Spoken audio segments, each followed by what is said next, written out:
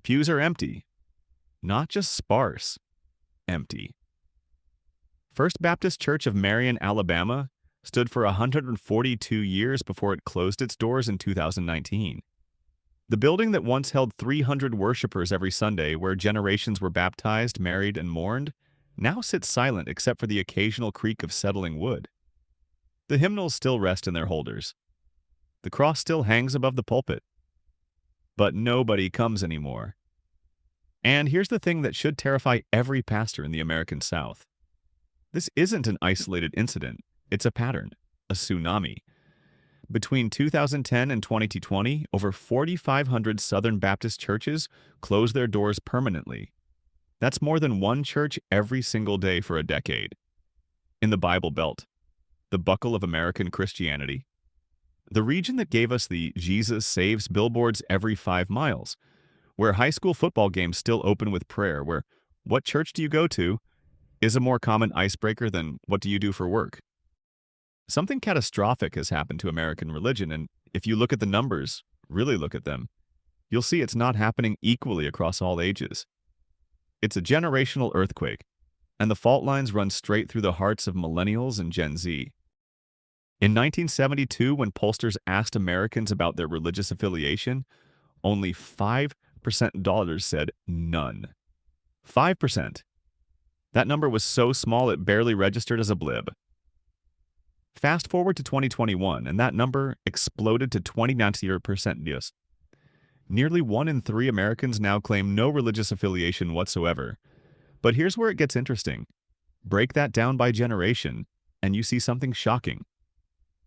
Among baby boomers, about 18% dollars are religiously unaffiliated. Among Gen X, it's 25% dollar. Among millennials, 42%. 4 out of 10 millennials have walked away from organized religion entirely. And Gen Z? Early data suggests they're tracking even higher, with some studies showing nearly half identifying as religiously unaffiliated. This isn't just a coastal phenomenon. This isn't just Brooklyn hipsters rejecting their parents' suburban church culture. This is happening in Alabama, Mississippi, Tennessee, Georgia, Oklahoma. The states where Christianity isn't just a religion, it's a cultural identity, a political force, the very fabric of community life. Let me take you to Lynchburg, Virginia in 2015. A young woman named Sarah grew up as the daughter of a Liberty University professor. Liberty University, for those who don't know, is the largest Christian university in the world, founded by Jerry Falwell. Sarah attended church 3 times a week. She was homeschooled with a Christian curriculum. She went to youth group, Bible camp, mission trips to Honduras. By every metric, she was the perfect product of Bible Belt Christianity. Then she went to Liberty University herself, as expected, as planned since childhood. And something broke. She sat in a chapel service where the speaker railed against gay marriage with such venom, such hatred, that she felt physically ill. She had a gay cousin she loved dearly. The cognitive dissonance became unbearable. Within 2 years, she left the faith entirely. She's now a vocal atheist living in Seattle. Sarah's story isn't unique. It's being replicated across the South in countless variations, and researchers have been scrambling to understand why. What happened? How did the most religiously saturated region in America lose an entire generation in what amounts to a historical blink? Welcome to Professor Archive, where we dig into the stories that shape our world, the patterns hiding in plain sight, the transformations that future historians will point to as pivotal moments. If you're finding value in deep dives like this, consider hitting that super thanks button below. It helps us keep bringing you these extensively researched stories. And I'm curious, where are you watching this from? And what's your own experience with religion? Drop it in the comments. Are you in the Bible Belt watching this at midnight? Or are you in Tokyo watching during your lunch break? I genuinely want to know. The collapse didn't happen overnight, and it didn't happen for just one reason. This is a story with multiple plot lines converging into a perfect storm. Let's start with the internet.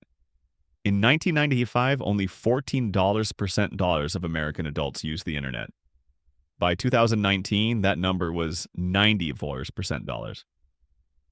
For the first time in human history, a kid growing up in rural Mississippi had the same access to information as a kid in New York City. Think about what that means for religion. For centuries, your worldview was shaped by your immediate surroundings, your family, your community, your local church. If everyone you knew believed the same things, those beliefs felt like objective truth. The internet shattered that bubble. Suddenly, a teenager in Jackson, Mississippi, could watch debates between atheists and Christians on YouTube.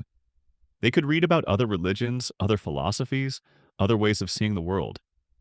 They could see that billions of people believed completely different things with the same level of conviction their parents had.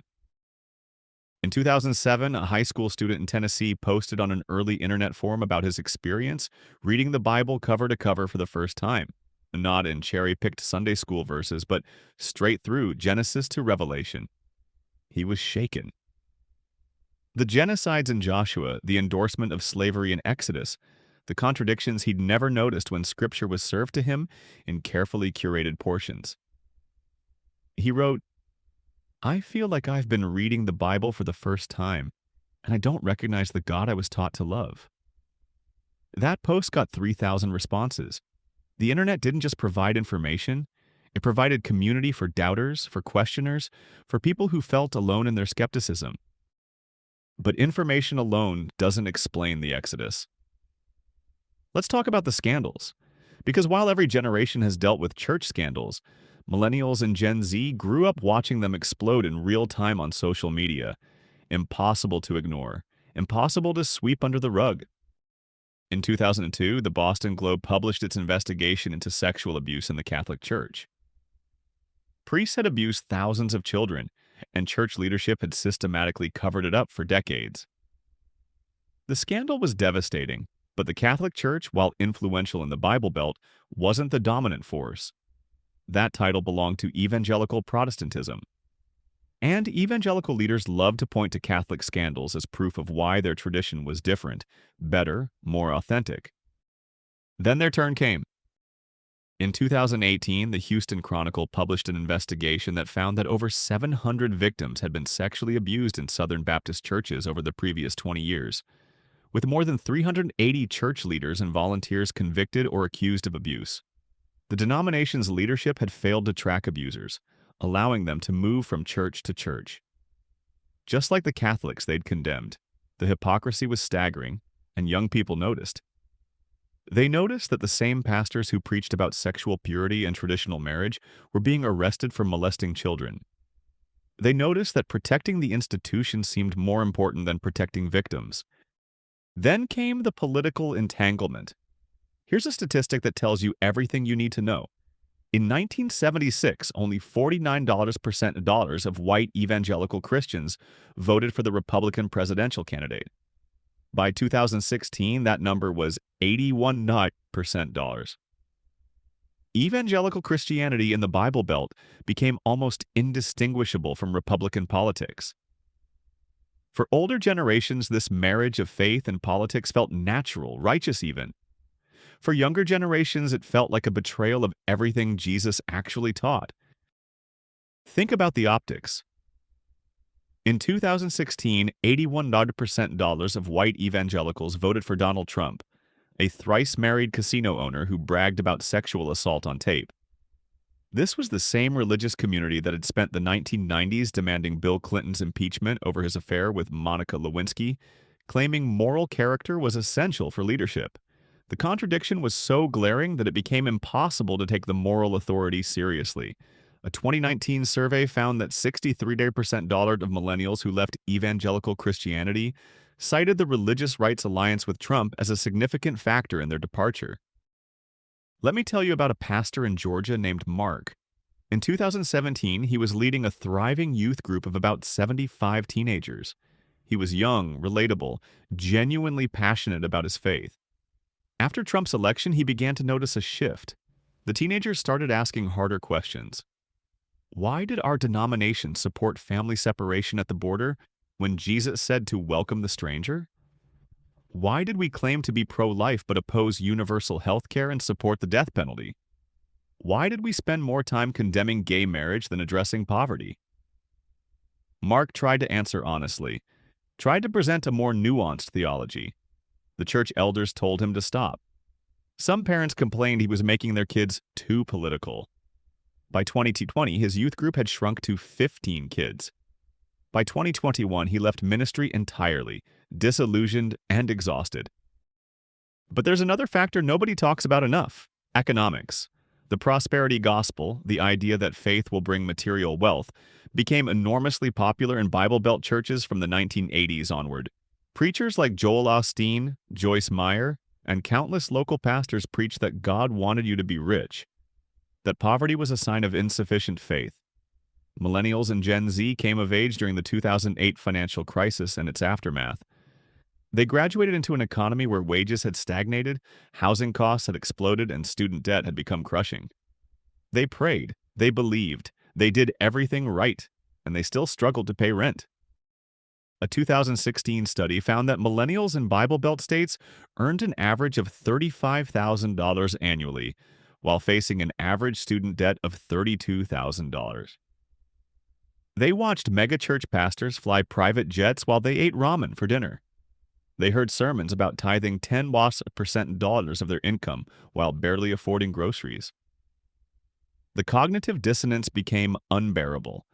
If God was supposed to bless the faithful with prosperity, why were the faithful drowning while the least Christian-seeming people, the Joel Osteens with their mansion and designer suits, thrived? Then there's the LGBTQ question, which became the ultimate breaking point for countless young believers. In 2011, only 48% dollars of millennials supported same-sex marriage. By 2021, that number had jumped to 76% dollars. Three-quarters of an entire generation came to believe that gay people deserved equal rights and dignity. But the Bible Belt churches didn't budge. In fact, as culture shifted, many churches doubled down, making opposition to LGBTQ rights a central pillar of their identity. A woman named Jennifer, raised in a Southern Baptist church in Oklahoma, describes the moment she knew she couldn't stay. It was 2015. The Supreme Court had just legalized gay marriage nationwide, and her pastor delivered a sermon he titled, "The Death of American Righteousness." He called it a tragedy worse than 9/11. Jennifer sat in the pew, thinking about her best friend from high school who'd come out as lesbian and subsequently been rejected by her Christian family. Her friend had attempted suicide twice. And here was her pastor equating her friend's right to marry with a terrorist attack that killed thousands. Jennifer walked out halfway through the sermon. She never went back. Stories like Jennifer's are playing out in exponential numbers. A Pew Research poll from 2019 found that among millennials who left their childhood faith, 46% dollars cited the church's negative teachings about LGBTQ people as a significant reason. Not the only reason, but a significant one. Here's something fascinating that doesn't get enough attention: the role of education. College attendance rates among millennials and Gen Z are significantly higher than previous generations. In 1960, only 11% dollars of Americans over 25 had a bachelor's degree. By 2020, that number was 37% dollar.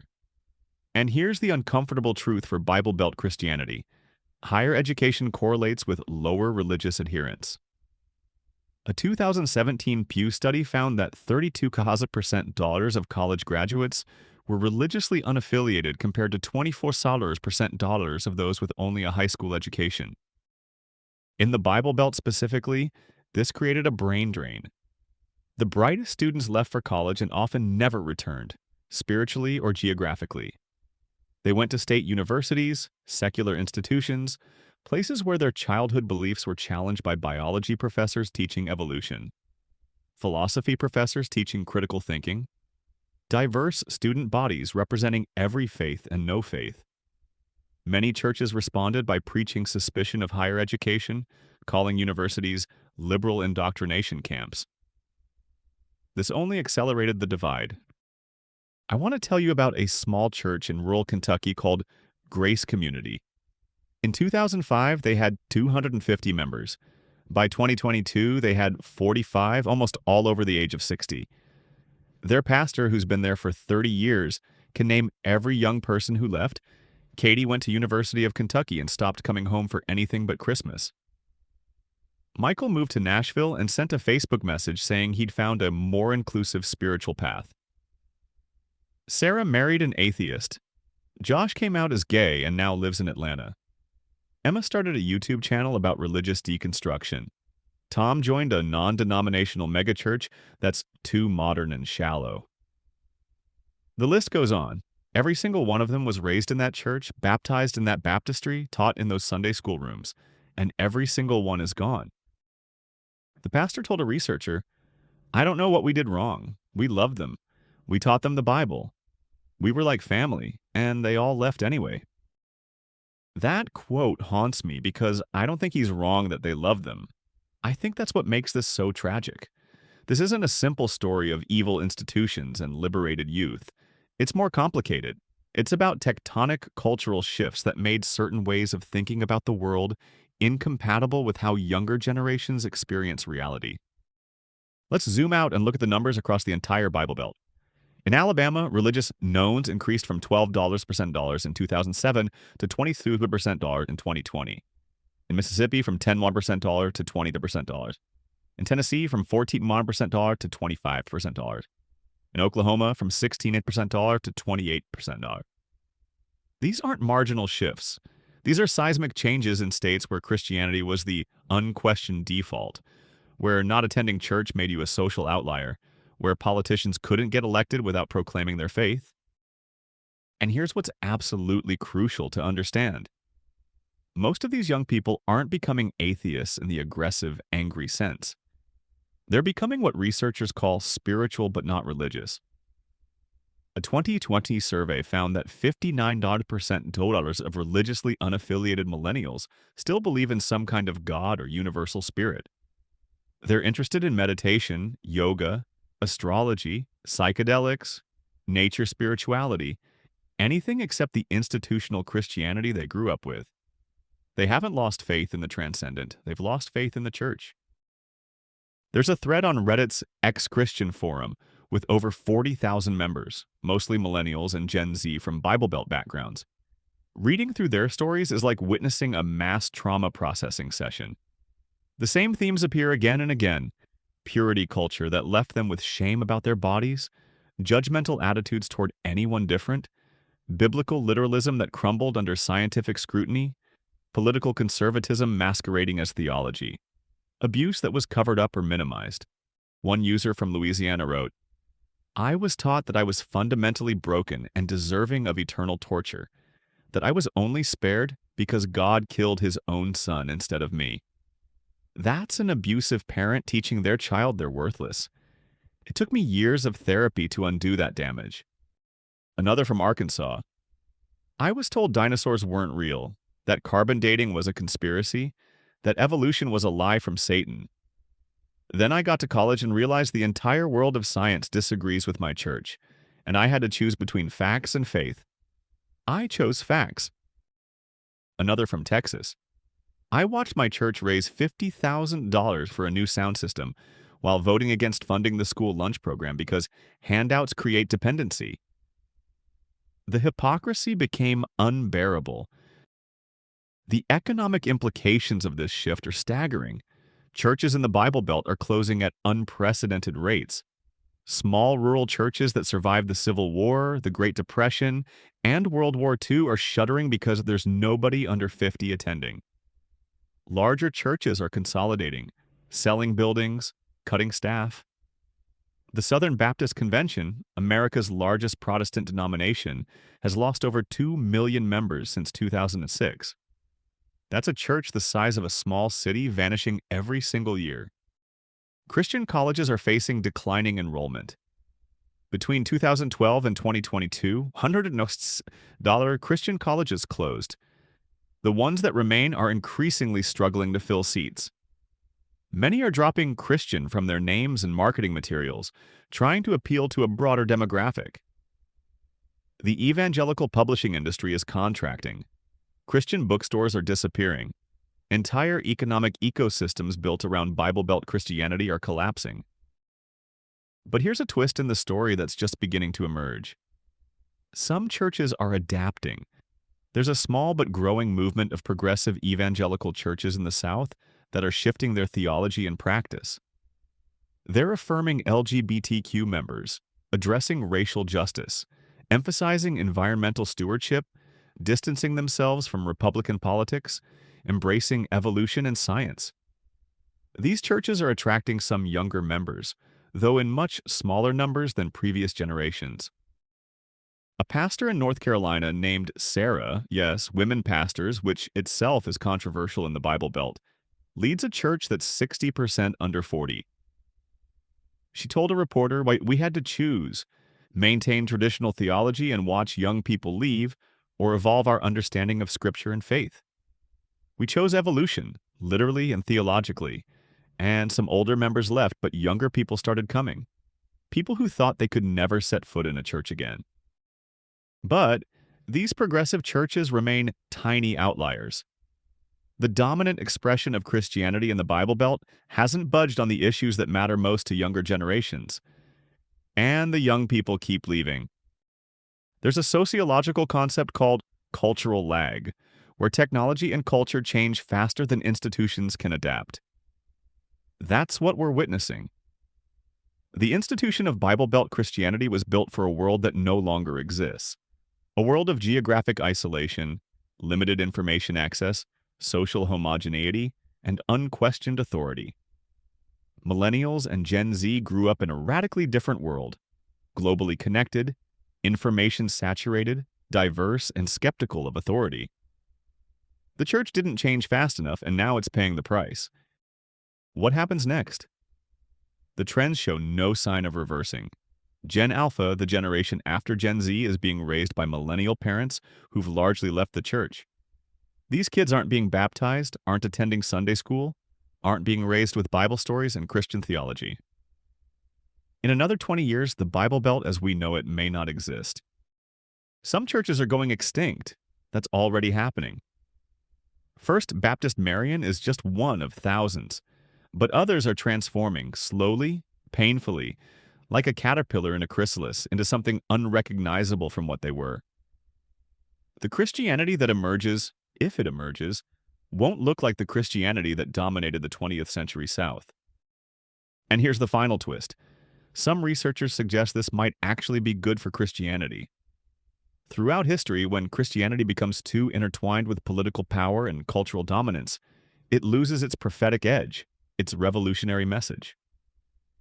Early Christianity was a movement of slaves and outcasts. Within a few centuries, it was the religion of emperors and conquerors. The current collapse might be forcing a return to something smaller, more authentic, less about political power and more about actual spiritual transformation. A theologian from Duke Divinity School told me, maybe the church needed to be broken before it could be rebuilt into something closer to what Jesus actually taught. Maybe losing cultural dominance is the best thing that could happen to Christian faith. But for the millions of people in the Bible Belt who built their entire lives around church community, who met their spouses there, who raised their children there, who found meaning and purpose there, the collapse feels apocalyptic. They're watching their grandchildren reject everything they held sacred. They're watching churches close, traditions die, a way of life disappear. This is a story without a clear ending because we're living in the middle of it. 10 years from now, 20 years from now, historians will look back at this period as a watershed moment in American religious history. The Bible Belt generational breakdown isn't just about religion. It's about the collision between tradition and modernity, authority and autonomy, community and individualism, faith and doubt. Millennials and Gen Z didn't set out to shatter the old faith. They were just trying to reconcile what they were taught with what they experienced, what they were told to believe with what made sense of their lives. But in doing so, they've triggered a transformation as significant as the Protestant Reformation. The old faith isn't dead everywhere, but it's dying in its traditional strongholds, in the very places it seemed most secure. And whether that's a tragedy or a necessary evolution might depend entirely on which side of the pew you're sitting on, or whether you're still sitting in a pew at all.